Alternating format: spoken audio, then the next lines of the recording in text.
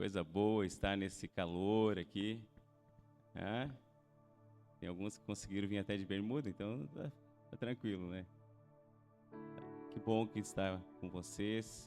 Hoje é uma manhã toda especial, manhã de pais e filhos, né? Cristo e eles. Nós temos uma hombridade que foi ministrado nos últimos 2 eventos, né? E vamos dar uma continuidade nessa temática aí. Podem sentar, queridos, por favor.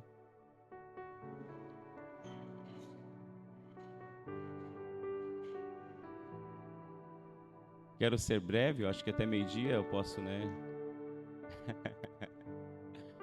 Que bom de ver pessoas novas, pais de pessoas que a gente conhece aqui, né? E que hoje estão nos dando prazer com sua visita. É uma alegria receber nessa casa.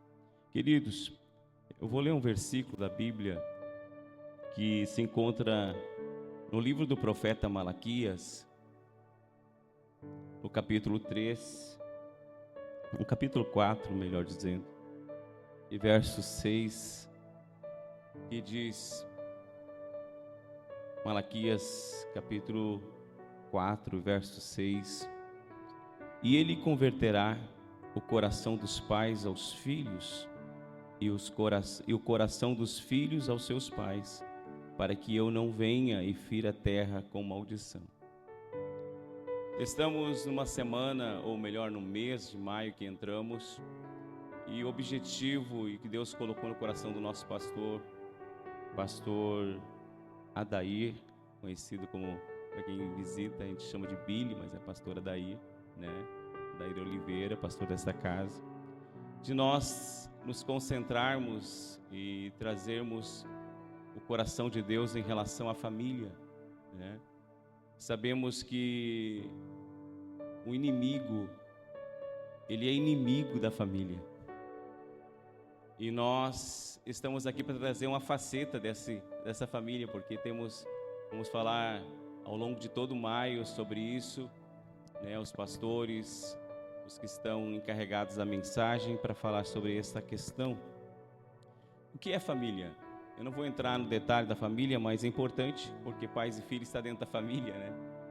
A Bíblia diz em Gênesis capítulo 1, 27 e 28, criou, pois, Deus o homem, à sua imagem de Deus o criou, homem e mulher, os criou, e então Deus abençoou e lhe disse, frutificai, multiplicai, enchei a terra e sujeitai, e dominai sobre os peixes do mar, sobre as aves dos céus, sobre todos os animais que arrastam sobre a terra.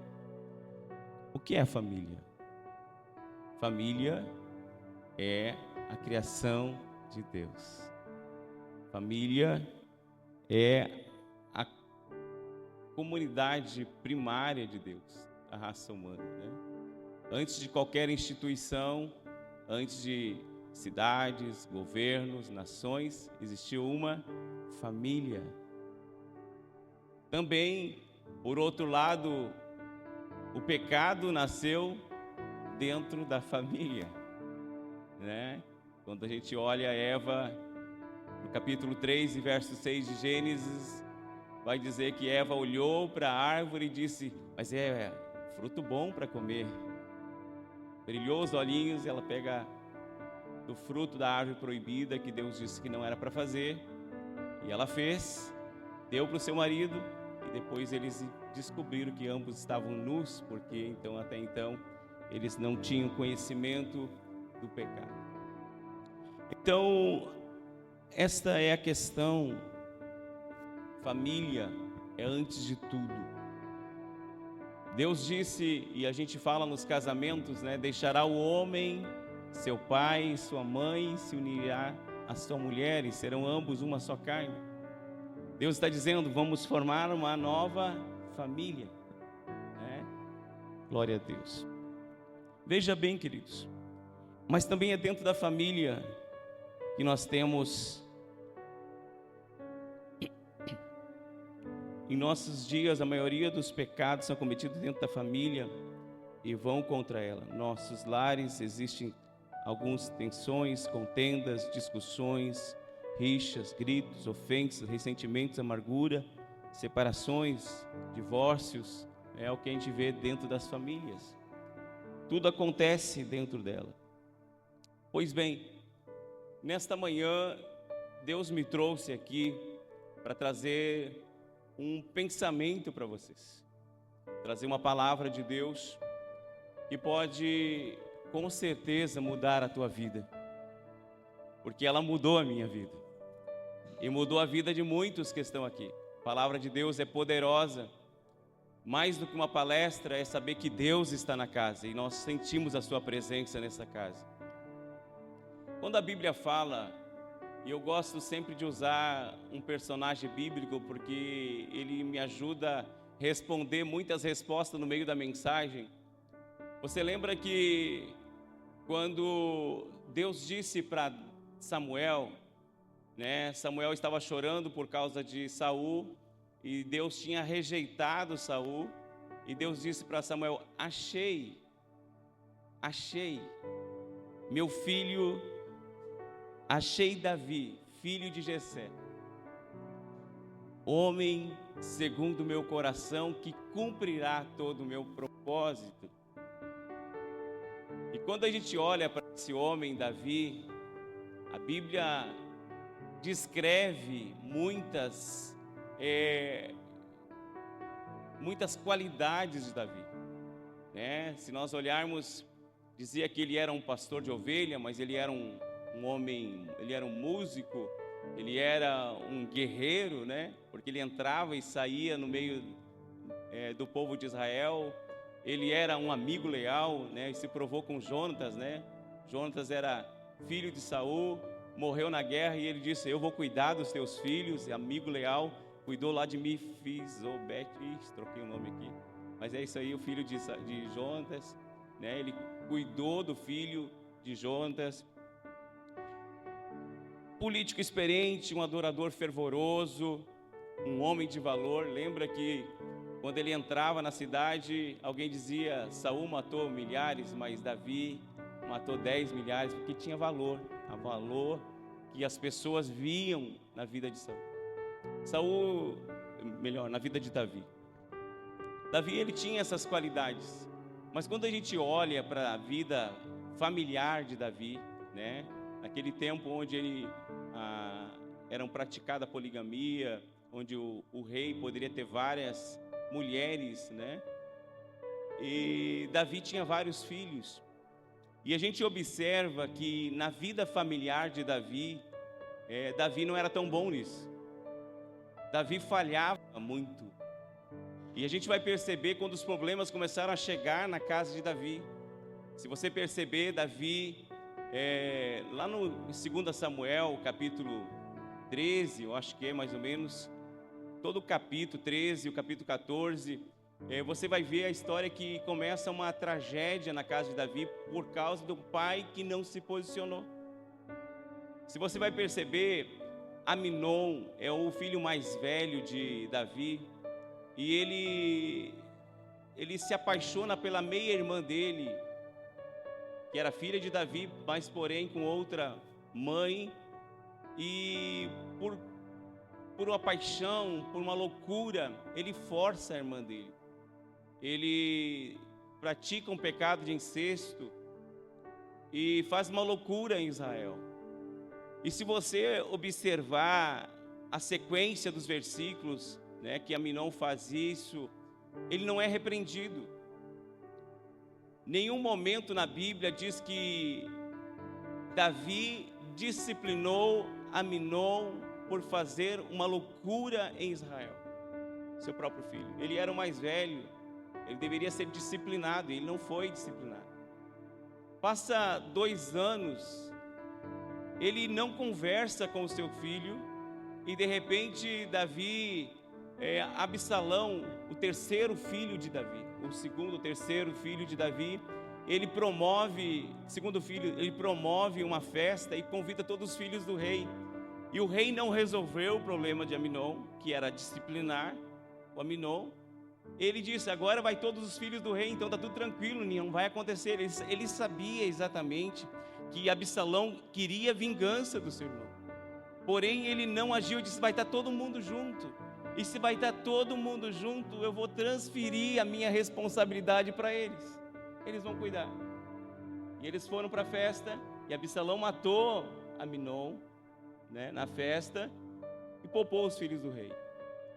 Passa isso, Absalão, acontece 2 tragédias, mas ele não tomou a posição de pai, e acontece o 3º problema na família. O 3º problema acontece que Absalão foge e fica 3 anos fora. E quando ele fica 3 anos fora, eu mando chamar Absalão, dizendo: Absalão está com saudade. E ele diz: sim, então traga de volta, já passou a minha ira, mas eu até perdoo ele, mas ele fica no canto dele, ele não vai ver minha face. Vocês já não viram algumas pessoas desse tipo? Eu perdoo, mas não falo mais com ele. Não, para mim está tudo resolvido, mas não me toca mais no assunto. Já viu alguma coisa parecida? Assim era ele. Passou mais 2 anos, o filho disse: pai, eu quero te ver, faz 5 anos que eu não vejo a tua face, pai. E alguém introduz Absalão novamente na presença, e o que acontece? Ele não conversa com o filho, apenas abraça, beija e dispensa, como se fosse um servo qualquer. Falta de diálogo. Depois Absalão então resolve dizer: então, já que meu pai não fala comigo, não me dá as caras, eu vou planejar a morte do meu pai. E ele estava vendo que Absalão estava fazendo debaixo dos seus olhos, roubando o reino de Israel, e ele, pensando na punição, que quem sabe era Deus que estava fazendo isso na vida dele, ele não fez nada. Até que Deus teve que intervir, Absalão foi morto. Por que isso, querido? Por que isso? Porque um pai não se posicionou num certo tempo, não tomou a sua posição, e aconteceu essas tragédias. Veja bem, como podemos converter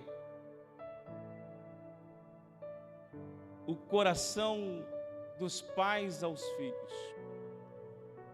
A primeira prática que eu vejo nisso é dar tempo necessário para os nossos filhos. Tenha tempo. Deuteronômio capítulo 6, versos 6 e 9 diz: e essas palavras que hoje te ordeno estarão no teu coração, e as ensinarás ao teu filho, e falarás assentado em tua casa, andando pelo caminho, deitando, levantando, também atarás no sinal da tua mão, e te serão por frontal entre os teus olhos, escreverás nos umbrais da tua casa e nas tuas portas.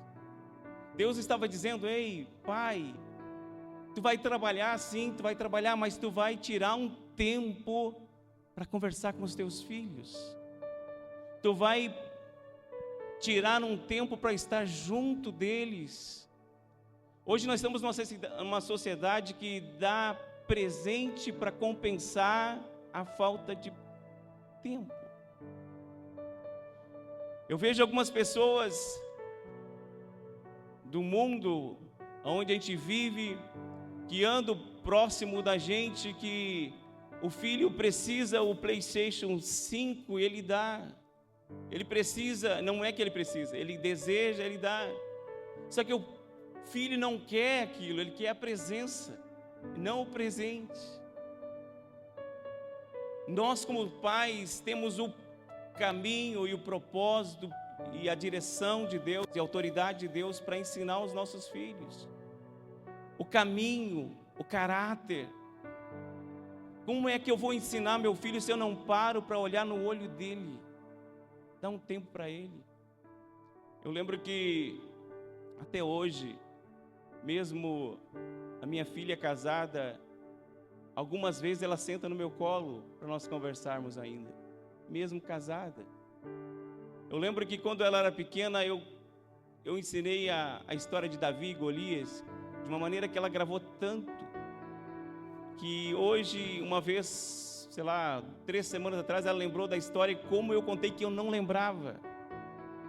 Eu não lembrava como eu contei a história, mas a dinâmica que eu usei para passar a palavra. Isso grava as crianças. Então, nós precisamos, como pais que somos, quantos pais temos aqui? Nós precisamos tirar tempo. Tirar tempo. Eu vejo algumas pessoas que estão num processo de divórcio, não estão com os filhos, pega a guarda. E você veja, tu chega num restaurante, é fácil de ver. O filho está ali e diz, ele dá tudo para o filho, ele comprou, encheu aquele espaço para o filho. Daqui quando o filho está comendo, ele está no celular. Não consegue dar atenção, não consegue olhar no olho. Deus está querendo sarar a nossa geração. E Ele quer que você dê tempo para os teus filhos, porque esse tempo vai fazer a diferença lá na frente. É por isso que Ele disse, fale. Pastor Emanuel pregou na quinta-feira com muita propriedade, o tempo de mesa. A nossa mesa lá em casa, a gente gasta mais tempo na mesa do que no sofá. Porque na mesa, onde está a mesa não tem a TV. Onde está a mesa não tem outras coisas. E quando a gente vai para a mesa, a gente diz, não vamos levar celular para a mesa. Então, obrigatoriamente, nós estamos de frente um para o outro e nós começamos a falar das coisas de Deus na mesa. Amém? Que Deus abençoe as nossas vidas. Segunda questão, como pode converter o pai aos filhos, sendo exemplo? A Bíblia diz em Provérbios, capítulo de número 22:6, ensina o caminho em que deve andar, porque quando crescer não se desviará dele. Mas o ensinar não é eu ser chato, dizendo, filho, tu tem que ir para a igreja, tu tem que se converter, não. Tem que sim falar, mas o teu exemplo fala mais alto, mais do que 1000 palavras. Amém? Ser exemplo. Eu tenho uma veia de oração comigo, e eu peguei da onde isso? Tu acha? O que vocês acham? Alguém chuta? Alguém? Pai, tá aí meu velho, 75 anos, bonito, né? Tá mais novo que o filho, glória a Deus. Mas eu lembro quando eu tinha 10 anos, nós trabalhávamos em casa, eu ia para a aula, eu tinha que me arrumar, então eu ia tomar banho, e quando eu passava, meu pai estava na sala orando, de joelhos dobrados, e dizia, meu Deus, guarda a minha casa, guarda a minha família. E ele fazia umas orações ousadas. Se meu filho for para no final se desviar, ir para as drogas, fazer isso, fazer aquilo, leve ele quando pequeno, quando ele é inocente. O exemplo de dobrar os joelhos, eu passei na minha casa, minhas filhas dobram os joelhos em casa, porque eu disse para elas dobrar o joelho, nunca disse para minha filha dobrar o joelho, mas o exemplo fala um pouco mais alto. Eu venho aqui nesta noite, nesta manhã, dizer para você, querido, seja exemplo para os teus filhos, seja exemplo, seja que converter os pais aos filhos, os pais como intercessor do filho. Você lembra de Jó? Jó, os filhos banqueteavam, não sei em quanto tempo, os filhos faziam as suas festas, e o Jó disse, amanhã de madrugada, acabou as festas, amanhã de madrugada nós vamos sair e sacrificar. E Jó chegava diante de Deus e disse, Senhor, se o meu filho fez isso, fez aquilo, errou aqui, errou ali, perdoa. O pai como intercessor da sua casa, pai como intercessor. Salmo 127, versículo 3, ele diz, eis que os filhos são herança do Senhor, e os frutos do seu ventre, o seu galardão. Sabe? A palavra de Deus diz no 127, 4, como flecha na mão do valente são os filhos da mocidade. Você consegue entender essa ilustração? Pensa bem. Davi, o salmista, está trazendo uma realidade da época, falando de flecha, de arco, de aljava. Cada soldado que era flecheiro carregava uma bolsinha, uma mochila, que era aljava, e aonde atrás tinha as suas flechas. Ele preparava antes da guerra as flechas, e ele pegava, lá está meu alvo, ele pegava, ele sabia qual era a flecha mais pesada, mais leve, porque ele sabia o que ele tinha preparado.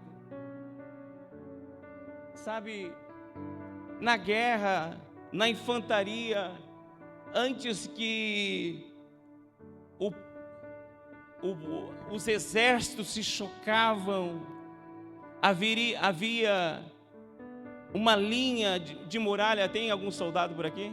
Passou pelo quartel? Se faz uma linha, e os escudos na frente, eles iam marchando no mesmo passo, tipo empurrando quem estava na frente. Lá tinha uma outra linha de soldados. Sabe o que acontecia? Como vou ultrapassar esses escudos? Eram os flecheiros. Os flecheiros pegavam a sua flecha e jogavam, alguns com dardos, com fogo, e jogavam no meio, e eles iam desbaratando, abrindo espaço até que aquela armadilha se rompesse. Então eles conseguiam lutar um contra dois, um contra três, e assim era a peleja. Sabe, eu vejo nós, pais, como os da infantaria, com a nossa experiência, com o nosso escudo, mas os nossos filhos que nós fomos até aqui é a nossa linha, os nossos filhos vão mais longe do que nós. Amém? Meu pai estudou até certa série, foi até o 2º grau, fundamental, mas eu posso ir até a faculdade. Meu pai foi pedreiro até agora, mas eu posso ser um engenheiro. Meus filhos, sabe, tirar da aljava e prolongar. Pai, tu tem esse poder de interceder e dizer: meu filho será uma bênção. Sabe, meu avô, ele bebeu até 60 anos, e até 60 anos fez muito fiasco, até que se converteu e ficou um tempo, até que Deus o recolheu para si. Mas meus pais, meus tios eram tudo cristão, e nós íamos para aquelas almoço de domingo em Campo Bom, e todo mundo alegre, uns cantavam, uns glorificavam, era festa de crente. Mas meu avô chegava perto de meio-dia podre de bêbado, ali atirado no sofá, alguém buscava ele, falando às vezes besteira, e alguns dos tios diziam para o nosso tio mais novo, o Elias vai dar um vagabundo, Elias só quer saber jogar snook, Elias só quer saber andar com umas companhias. E meu avô mesmo bêbado, se recuperando, ele dizia: não, o Elias vai dar um guri bom, o Elias vai dar uma família boa, o Elias vai ter filho. Oh, que pai maravilhoso, que mesmo bêbado, ele tinha palavras de vida para o filho. Hoje o Elias é salvo, tem família, tem filhos, tem neto, é obreiro da casa do Senhor, porque alguém lá atrás, um pai, deu uma direção dizendo: o meu filho eu não vou perder para as drogas não, eu vou levar ele para o céu. Aleluia. Me segure aqui, gente. Glória a Deus. Amém ou não amém? Não tenha filho predileto. Pais, como pode converter os pais aos filhos, não tendo filho predileto? Você lembra da tragédia ou do peso que aconteceu Isaac e Rebeca? A Bíblia diz que Isaac amava Esaú porque Esaú tinha uma caça que era do gosto do pai. Mas Rebeca amava Jacó. E por causa desse um amor e essa predileto, filho predileto, o queridinho da mamãe, o amadinho do papai, por causa disso, causou 20 anos de turbulência na vida de Jacó, porque ele errou, induzido pela mãe, contra o pai, e por causa disso, por ele roubar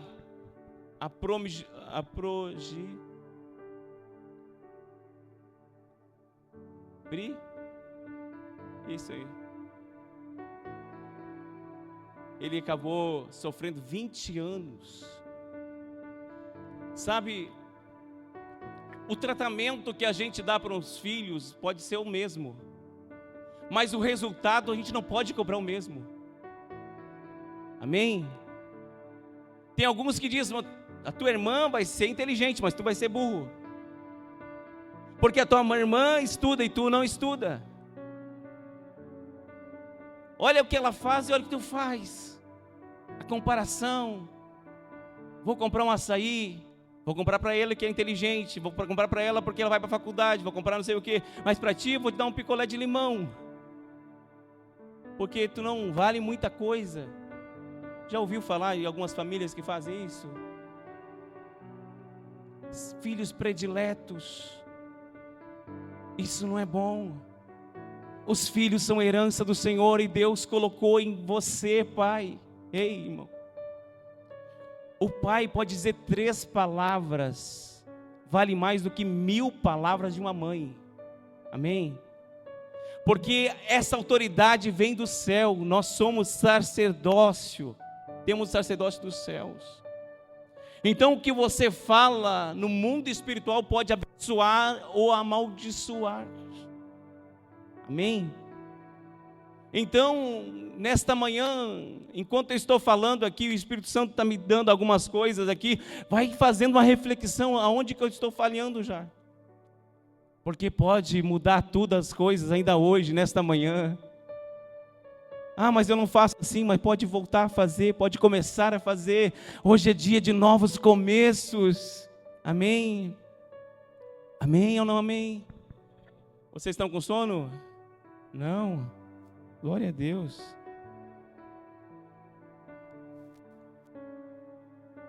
A Bíblia fala, Paulo dizendo, não irriteis os vossos filhos, para que eles não percam o ânimo. Sabe, quantas vezes nós fazemos brincadeiras que são realmente um peso para os filhos. Sabe, existe algum apelido que ele não gosta e a gente fica martelando aquele apelido. Existem coisas que não contribuem no crescimento e ele continua fazendo. Sabe, pai? A Bíblia diz, não irriteis. Aqui Colossenses 3:1, pais, não irritem os seus filhos para que eles não desanimem ou não percam o ânimo. Não irriteis. Você, vou passar aqui, você tem um papel importante na tua casa.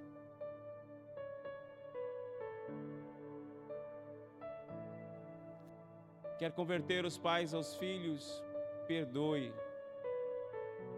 Não como Davi fez. Eu perdoo, mas fica lá naquela cidade, não vai ver meu rosto. Você lembra do pai do pródigo? Quem lembra vamos fazer o contrário. Quem não sabe da parábola do filho pródigo, levanta a mão. Tem algumas pessoas que não sabem, eu tenho que explicar então. A parábola do filho pródigo é assim: um pai tem 2 filhos. O filho mais novo, ele disse, pai, eu não estou contente na fazenda. Dá-me a minha herança, porque eu quero vazar. E ele pega a herança que ele deveria receber quando o pai dele estivesse morto. Ele pegou em vida. A Bíblia diz que então ele vai para uma cidade distante, e lá ele gasta com meretrizes e prazeres, e ali ele perde tudo. E lá nessa cidade ele passa fome, necessidade. Ele é sendo filho de fazendeiro.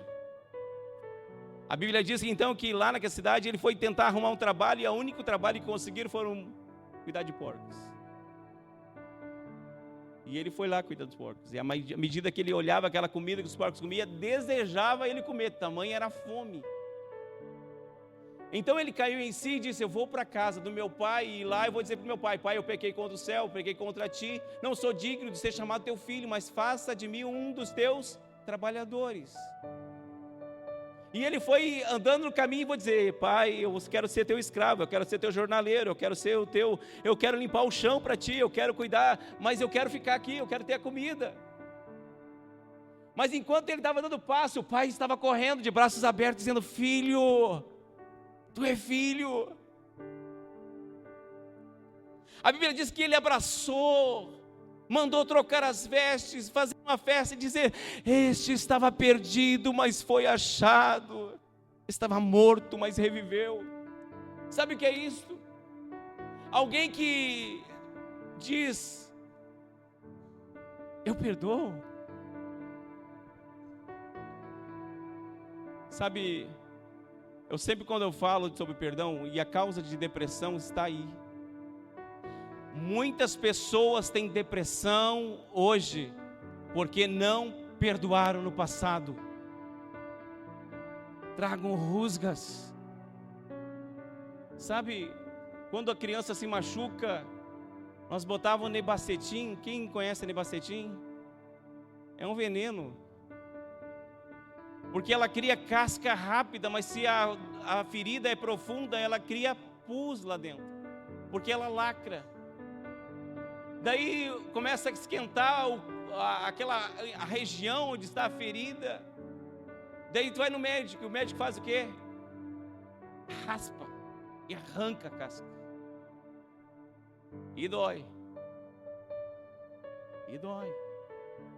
Daí ele faz uma limpeza e diz: agora vai ficar aberta e nós vamos colocar um antibiótico que cure de dentro para fora.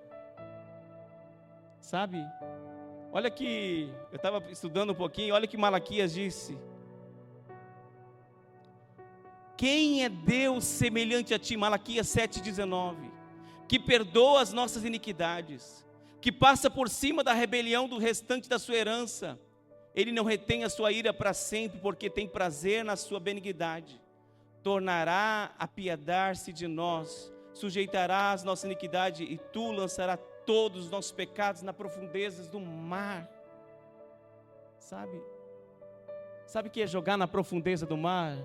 É dizer assim, ó, está esquecido.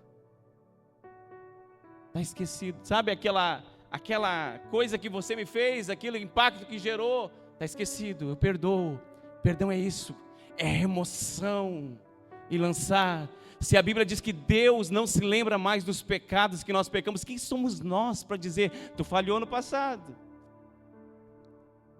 É muito comum nas famílias dizer: filho, eu perdoo, e quando próxima falha do filho, tu lembrar de todo o passado dele, de todo o histórico, e dizer: tu fez isso, fez isso, fez isso. É muito comum, é porque não foi perdoado, não teve perdão. Amém? Eu preciso terminar, e eu não falei nada para os filhos. Tem filho aqui? Tem, né? Todos são filhos. Então é para todos nós. Tem 3 recadinhos para vocês. Como pode converter os filhos aos pais?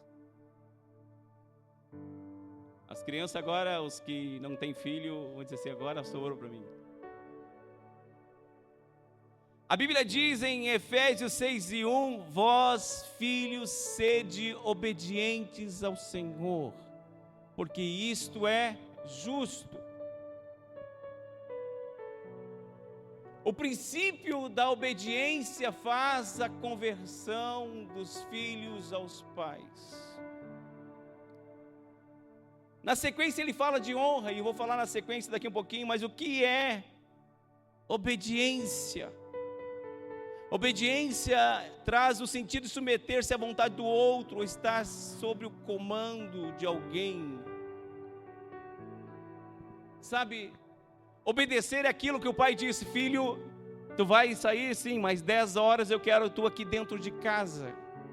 E o filho está lá comendo X, lá no Marocão, e de repente deu a hora. Meu pai disse que era 10 horas. Não atrasou, eu vou ligar para ele. Se ele me liberar até 10h15, tudo bem. Senão eu vou deixar o X e vou, porque ele disse que era para mim estar às 10 horas.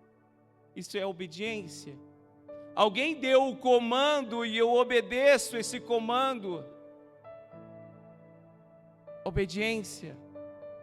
E a Bíblia diz que esse aqui, obedecer aos pais, é o primeiro mandamento com promessa, para que você viva bem, né? Que é a honra também. Entenderam? Obedeça aos vossos pais. Aonde que eu não vou obedecer aos pais? Porque a Bíblia diz: obedeceis aos pais no Senhor. Quando o pai falar aquilo que não é bíblico, daí eu não tenho que obedecer. Vou dar um exemplo bem grotesco.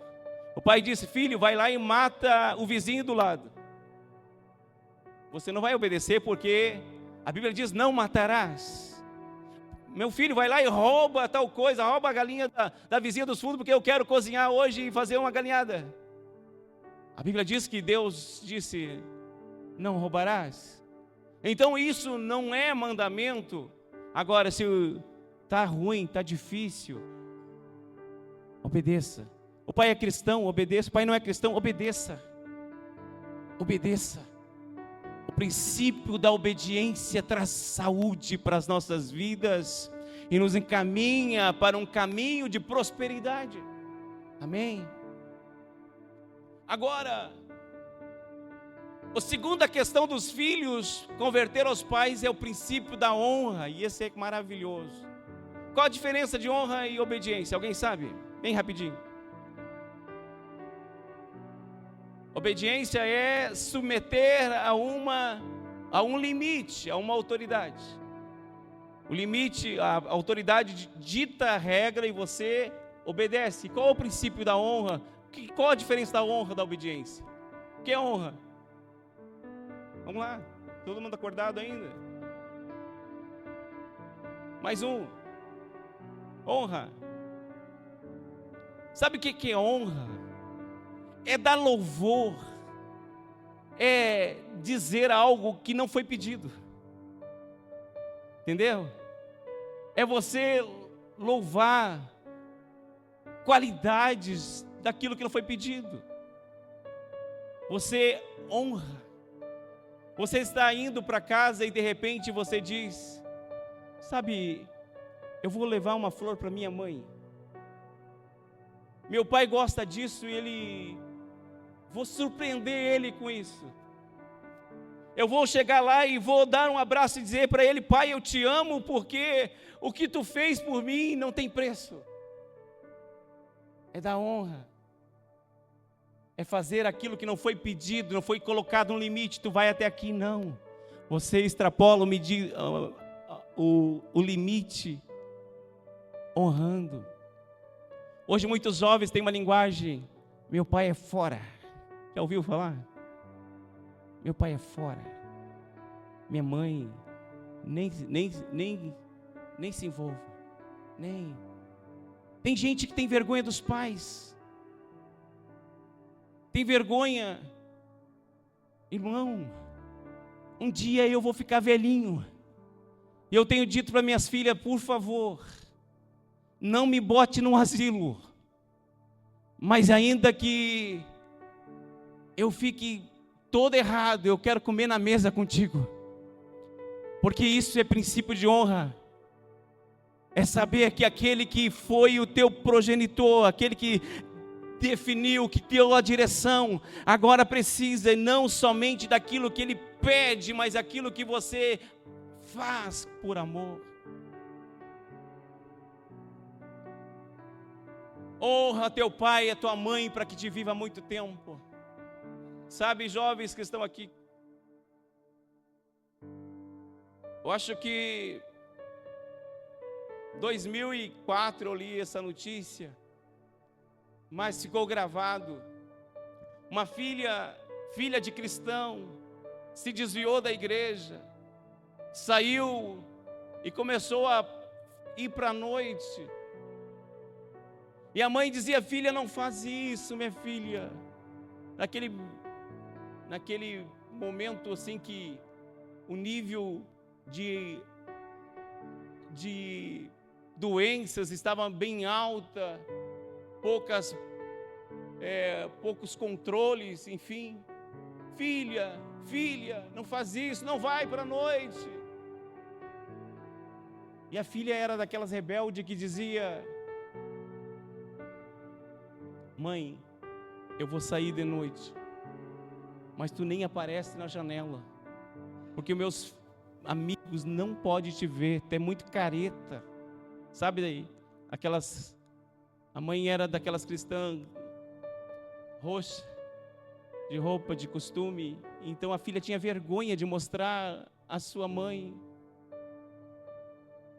E chegou um dia que ela disse: mãe, eu vou para uma festa, eu não sei que hora que eu volto. Eu disse: mas filha, daqui um pouquinho encostou um Monza daqueles, não é hatch, é o sedã, né? O antigão. Chegou um Monza, som alto, galera cheia, deveria ter mais do que 5 galera lá dentro. E ela estava saindo e disse: mãe, tá tudo bem. E a mãe aparece: filha, cuidado, que hora tu vem? Mãe, não se preocupa comigo. E a mãe disse: filha, nas últimas palavras, vai com Deus, minha filha. E ela olhou para os seus amigos e disse: só se Deus ir no porta-mala, porque não tem espaço aqui dentro. Eles foram para a festa. No voltar da festa, eles bateram o carro e morreram todos os jovens.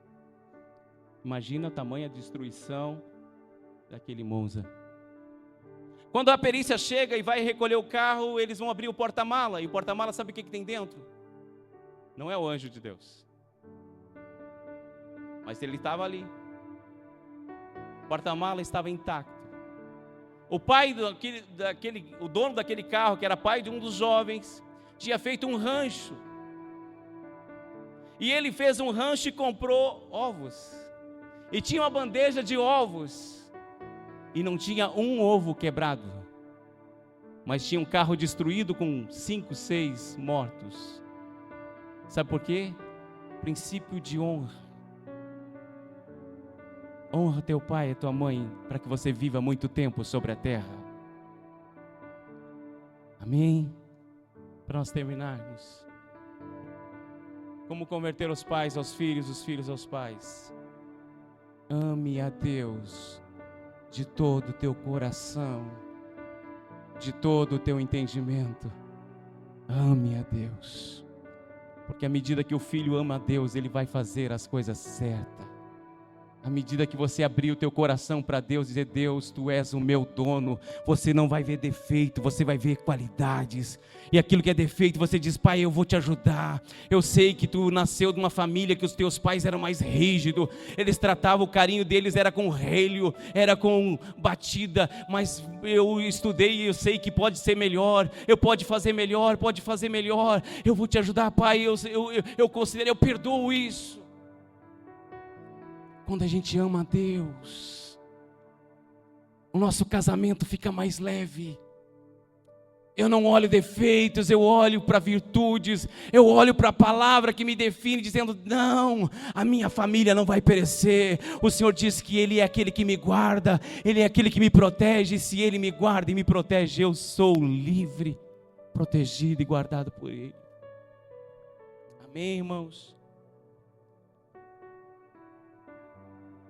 Convertei o coração dos pais aos filhos e o coração dos filhos aos pais.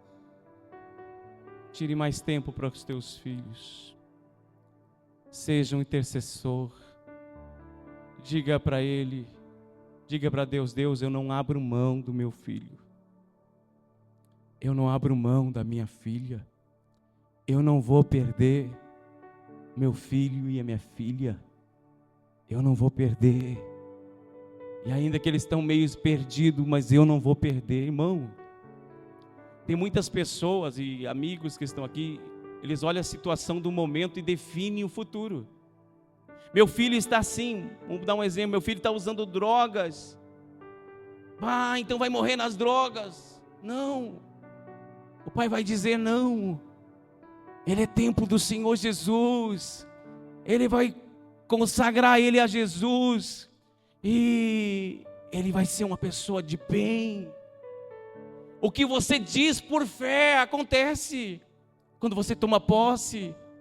Então o que eu quero dizer nesta manhã é que não importa como você foi até aqui, Deus nos chama para hoje nós sermos melhores, nós sermos abençoados, ter famílias melhores, converter-nos ao Pai aos filhos e os filhos aos pais. Te coloque de pé, por favor.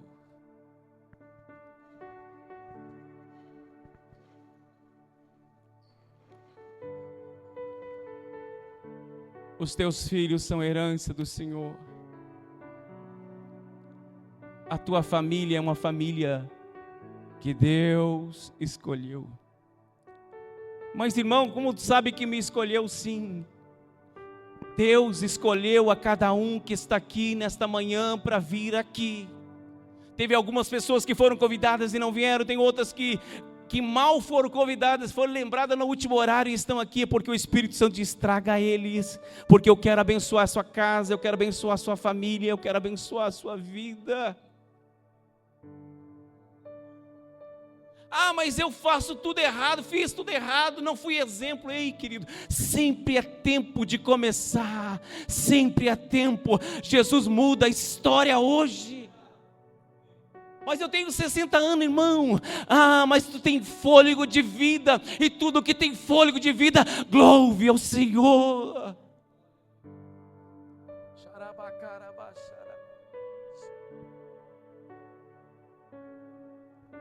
Eu queria orar por você. Você que está perto do seu filho, fique pertinho se você veio com ele. Fique pertinho dele. Eu sei que alguns não vieram com os seus filhos, mas se os seus pais estão aqui, fique perto. Faça um propósito, pai que está aqui.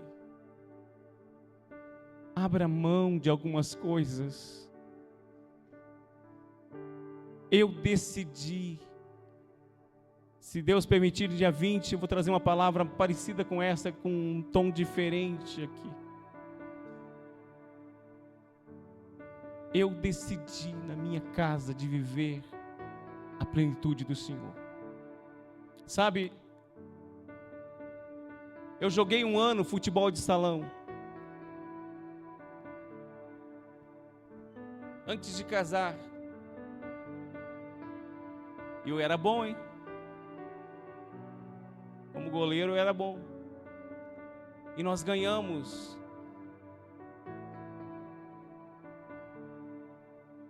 um torneio ali de São Leopoldo. E depois nós tivemos tanta felicidade. Quando eu saí para pegar o ônibus da Real Rodovias, que naquela época não tinha Uber, eles nos puxaram para fora do ônibus. Eu não me lembro se eu apanhei ou não, mas eu sei que eu caí quando foi puxado.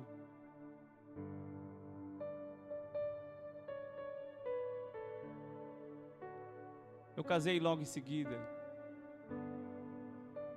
2 anos depois nasceu a Elisama. Não tinha celular naquele tempo. Na verdade, eu não tinha nem TV naquele tempo.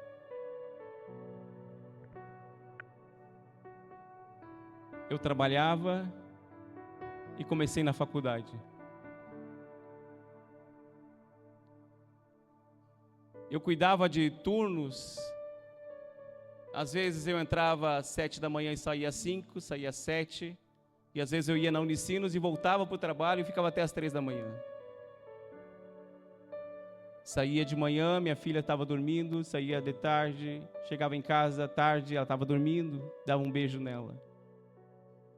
Mas no sábado, eu não abria mão. Alguém dizia, vamos jogar? Não vamos jogar não, eu não quero mais jogar. Eu quero estar com a minha família. Eu decidi, não porque jogar era erro, mas eu tomei uma posição, eu tenho uma filha, e ela não vai se perder. E desde já eu tenho que plantar. Sabe, o tempo que o teu filho precisa está longe das telas que você pode dar para ele, dos jogos de play e tantas outras coisas. Teu filho precisa de olho no olho e dizer, pai, eu estou passando por dificuldade, sabe? Minhas filhas têm uma regra lá em casa, eu sou pai de vocês, mas eu sou o melhor amigo de vocês. Minhas filhas chegam em casa e elas entram com um olhar, principalmente a minha esposa olha e já faz o diagnóstico, porque ela sabe o quanto ela está passando ou necessidade ou alegria, porque a gente conhece. Eu venho aqui não para mostrar um modelo fantástico de família, eu venho dizer aqui que eu tomei uma decisão, que a minha casa é do Senhor Jesus. E nessa decisão eu disse, Senhor, eu te amo sobre todas as coisas, mais do que a minha esposa, mais do que tudo, mais do que eu posso ter, mais do que eu posso granjar, eu te amo, Senhor, e a minha vida pertence a ti. E na sequência, eu não abro mão da minha família. Eu não sei se tem pessoas aqui que não são cristãs, mas que queira fazer uma oração e dizer, Deus, quem sabe eu fiz tudo errado até hoje, mas entra na minha vida hoje. Tem alguém que quer vir aqui na frente com a família? Pode vir também. Os obreiros já ministram sobre você. Se você quiser vir. Você que está com o coração doendo. Ele te ama. Feche os teus olhos. Querido Deus, a tua palavra foi ministrada nesta manhã. Converte o coração dos pais aos filhos, dos filhos aos pais. Que haja uma decisão aqui nesta manhã, de mudança de vida. Que nós possamos abrir mão de alguns direitos que temos para salvar os nossos. A minha família pertence a ti. A família de cada um pertence a ti. Aqui tem pais, aqui tem filhos que quem sabe não se perdoaram, se magoaram, se machucaram, se cobraram coisas que não conseguem viver, Senhor, mas pela tua presença traz restauração. Oh, eu sinto uma presença de Deus aqui nesta manhã. Eu sinto Deus agindo na tua casa, na tua família. Deus convertendo maldição em bênção. Oh, Pai que está aqui, abençoa o teu filho que está aí. Declare palavras de bênção. Você que quem sabe tem os seus filhos longe, mas de longa distância, diga, Senhor, os meus filhos não se perderão. As minhas filhas não se perderão. Você filho que está aqui, que o pai não está, em nome de Jesus declare, o meu pai será bênção. O meu pai será bênção. O meu pai será curado. O meu pai será restaurado. Oh, Pai, em nome de Jesus nós oramos e nós declaramos sobre cada um que está aqui a tua presença, Senhor. Perdoa os nossos pecados. Nós erramos muito, nós falhamos muito, nós erramos todos os dias, nós pecamos todos os dias. Não somos super-homens, não somos, mas nós fomos chamados, Senhor, para ser canal de bênção e cuidar da tua herança. Pai, em nome de Jesus, eu abençoo essas famílias. Na vida deles, eu abençoo também a sua esposa, Pai, aquele pai que está aqui, quem sabe a sua esposa não está, Senhor, na sua casa, quem sabe está trabalhando, quem sabe, Pai, pensando até mesmo em divórcio. Pai, em nome de Jesus Cristo, eu declaro tempo de salvação para as famílias, eu declaro um tempo de libertação para as casas, eu declaro um tempo de salvação para os casais, em nome de Jesus.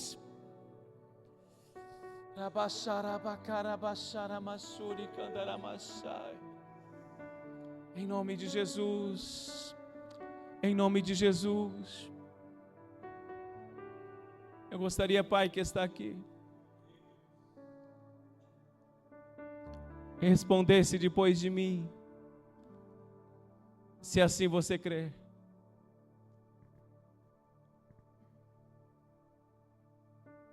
A palavra que eu vou dizer assim: meus filhos não foram gerados para povoar o inferno. Meus filhos são herança do Senhor e vão morar comigo no céu. Amém?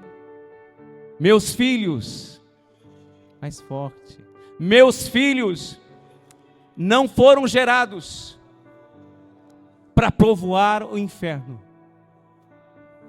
Meus filhos são herança do Senhor e como herança vai morar comigo no céu. Amém?